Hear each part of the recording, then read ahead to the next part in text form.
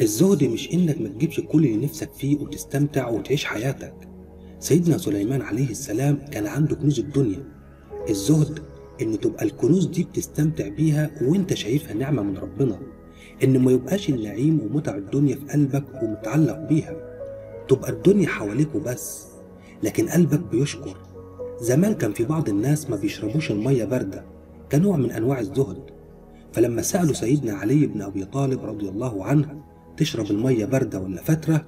قال لهم: بل أشرب الماء المبرد لأنه يستخرج الحمد من صميم القلب.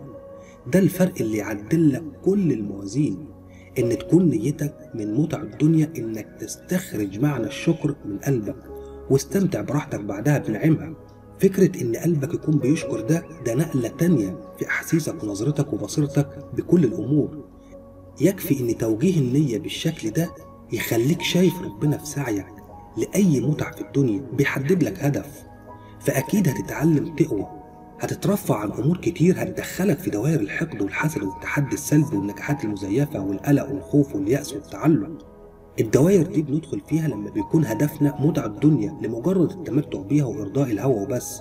لكن إن تكون الدنيا حواليك في إيدك لكن مش في قلبك، فرق كبير قوي.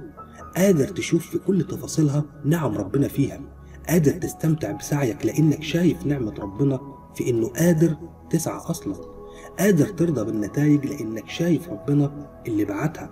هتتعلم معنى الصبر والرضا. اسم ربنا الشكور. الفكرة في معرفة الله وصفاته لأنها عاملة زي الشفرات اللي هتبصرك بمنهج التعامل. فأي وجع مبالغ فيه في حياتنا بيكون سببه عدم تطبيق الاسم وتفعيله جوانا. لما ربنا اللي خلقنا بنفسه بيشكرنا، قال تعالى: ليوفيهم أجورهم ويزيدهم من فضله إنه غفور شكور. يوفيك أجرك ويزيدك من فضله ويغفر لك ذنوبك لمجرد استجابتك له، لمجرد إنك قادر تشوفه في كل تفاصيلك ومدرك فضل ربنا عليك. ساعتها بتيجي الزيادة. قال تعالى: لئن شكرتم لأزيدنكم. والزيادة هتشوفها بمنظور جديد ببصيرة مختلفة. يمكن وقتها تبقى السكينة اللي تخليك راضي بكل حاجة سواء في المنع أو العطاء. تلاقي الناس كلها في خوف وقلق وانت في حتة تانية خالص.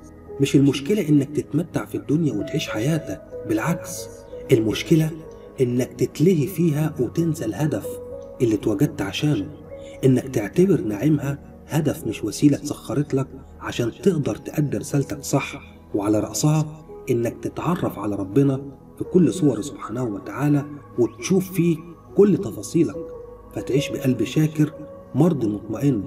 دمار العالم حوالينا سببه الجزئية دي. الكل عايز يلحق نعيم الدنيا وما بيشبعش، بقت هي الهدف. القلوب متعلقة بيها وبس، وبقت كل الوسائل مشروعة للوصول للهدف ده.